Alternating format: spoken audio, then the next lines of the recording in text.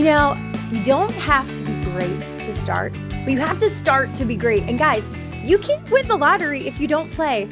And today we're diving in deep to some social media topics that, you think you know, but I think we could all use a little brush up on. And this is Lending Leadership, the Creative Brief. I'm Rach. And I'm Rin coming at you today. We are going to focus a little bit on content. So, Rachel mentioned social media. We're all doing it. It's a big world. It can be intimidating what to do, what to share, how to engage online. And we're going to give you a few tips today on how you can be more effective communicating with your audience. It's really about intentionality. I think so many times we go on social media. I've done this before. You get sucked down the rabbit hole of some cute little TikTok voiceover and you're doing this thing and you're like, "Oh, I checked the box. I did social media today." Well, guess what? There was no intention behind it. You just literally checked the social media box that you did it, but maybe didn't think about the end user. Who is your ideal client? Who is your ideal referral partner? What's the message that you're trying to get out there? And all the fun stuff, family pictures, and really showing who you are, it's very, very important. But it's also very important to make sure that you're having those strategic moments and you're really thinking through and not just, "Oh, okay, cross it off the list, I did it." I agree. I think, Rachel, at this point, it's really about, as you just pointed out there, you really nailed it, thinking through what we're doing, right, guys? So if you're taking a moment when you're planning your strategy for the week to just write down some things that you want to incorporate, it'll help you with your intention when you're online. So I think with content today, we really want to talk about a few different components that we want to make sure you're aware of and that you include when you're posting on social media or when you're planning out your week.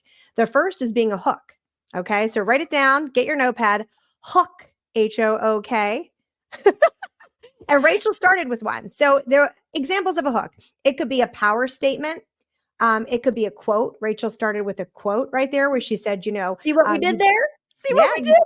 You don't have to be great to start, but you do have to start to be great, right? So it was a way to draw somebody in. What are they going to talk about today?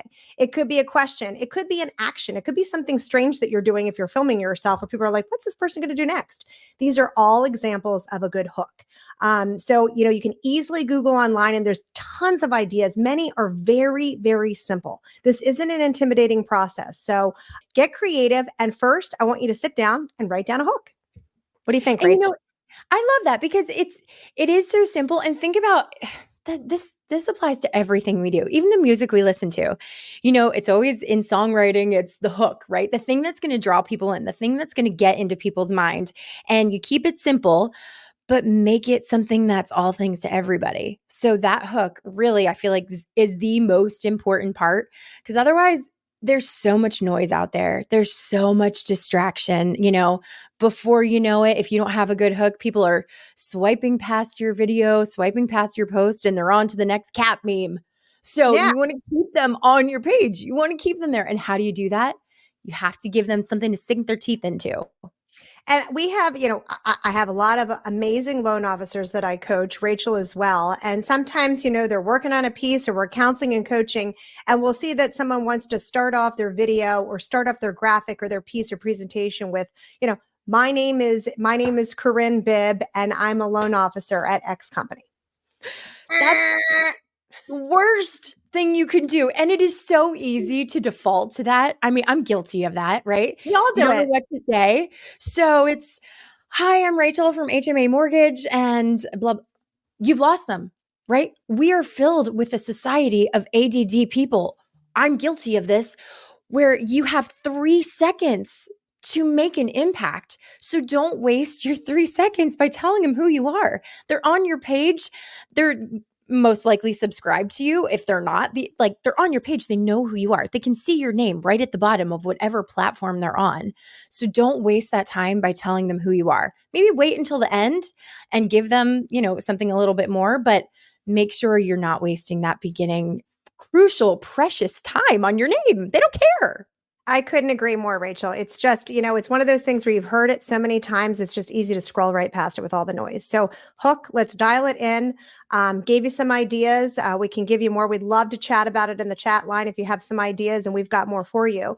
The next piece of content that we really want you to think about is really the meat and potatoes of your segment. So again, whether it's video, whether it's a social media graphic, It could be a presentation if you're sitting down at a lunch and learn and doing it in person.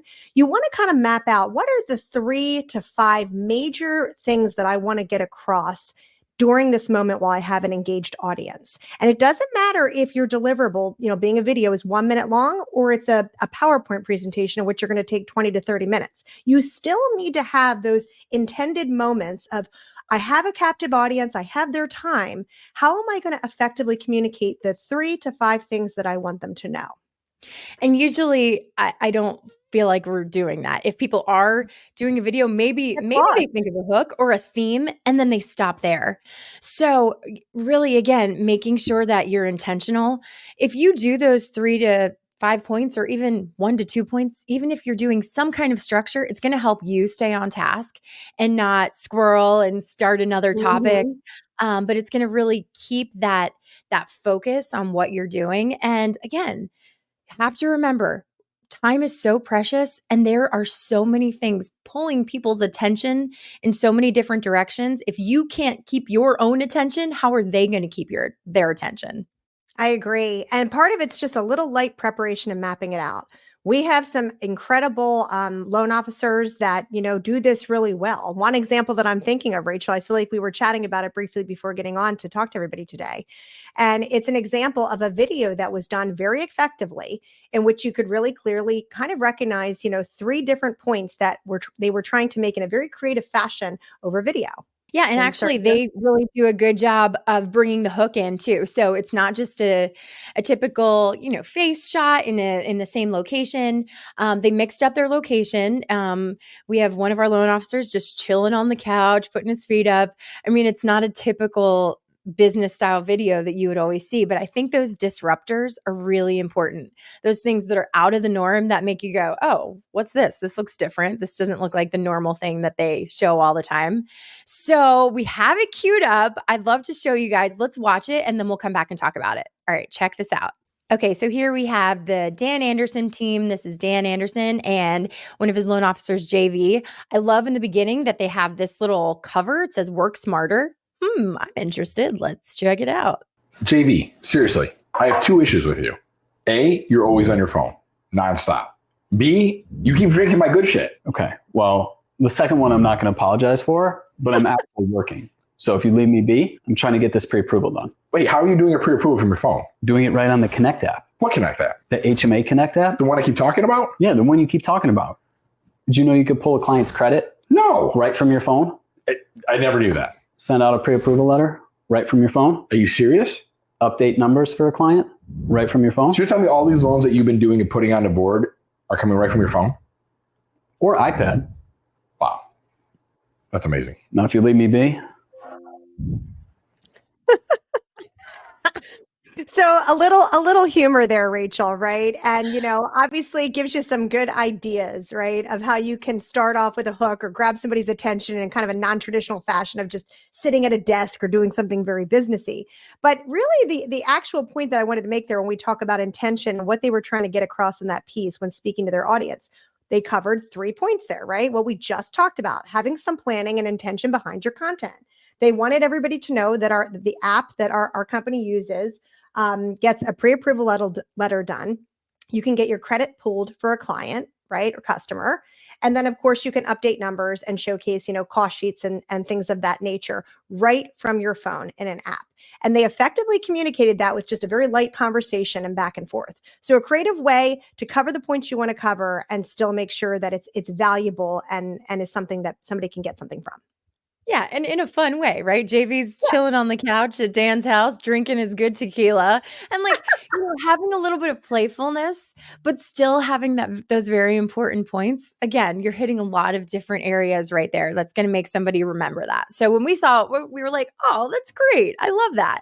I love that they put themselves out there." And we have a lot of loan officers that are doing content in this way. And over the series of the podcast, we'll definitely be sharing some cool things people are doing, but we're talking with loan officers all the time.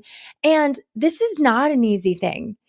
Mm-hmm. Social media is one of those sticking points. I think regardless of what industry you're in, we know we need to do it. We know we need to put ourselves out there, but just the getting started can be really tough. So following these little tips can really help you kind of get out of your own way.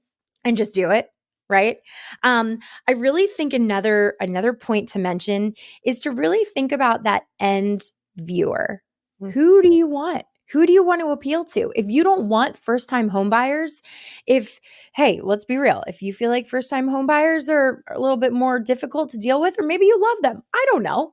But don't do a video for first time home buyers if those aren't the clients that you want. Yeah, Put out I couldn't agree more, Rach. I mean, it's just taking, again, it's about that preparation moment. Sitting with a notepad, sitting with an email, working with your marketing consultant, right? Take advantage of your marketing consultant's time to map out what you want to do. You're going to feel more confident in your presentation, however it comes across, whatever piece or whatever medium you feel most comfortable using.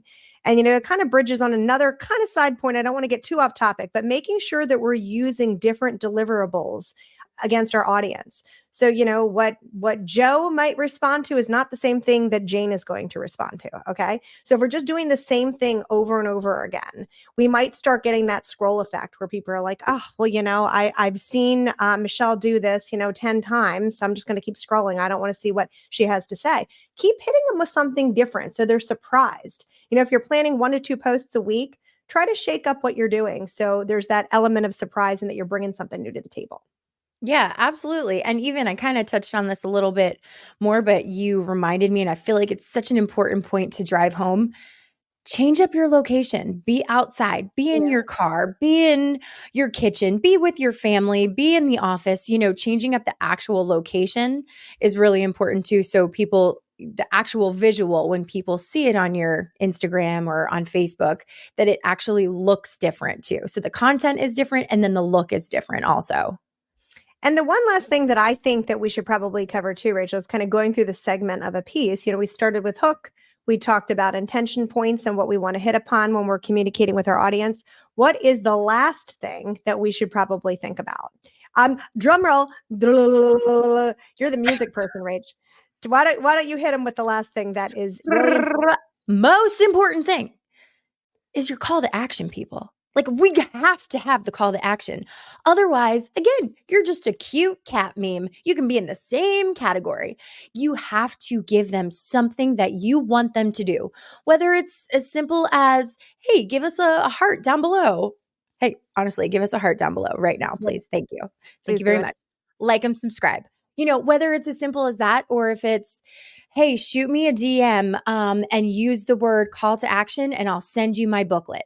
I don't know. You can really come up with so many different things, but you have to direct people and you have to be very clear on what you want them to do. I couldn't agree more. You're asking a question, you're asking for engagement. Maybe they're sharing a picture, they're sharing an idea. Maybe you're asking for an appointment or you're asking for a conversation. We are all, you guys are salespeople, at the end, you're eventually asking for the sale. So it's as simple as starting with, social media and getting your audience to engage to all the way through to the closing table and things that need to be handled and addressed there. But if we don't ask a question, if we don't ask for anything, we cannot expect engagement to happen. So feel free to comment, below ideas you have of CTAs, ones that you've used effectively. And, Rachel and I have a lot of ideas too that we'd be super excited to share with you. Show me the money. Jerry Maguire had it right. Show me the money. Hey, here's a call to action. Who's coming with me?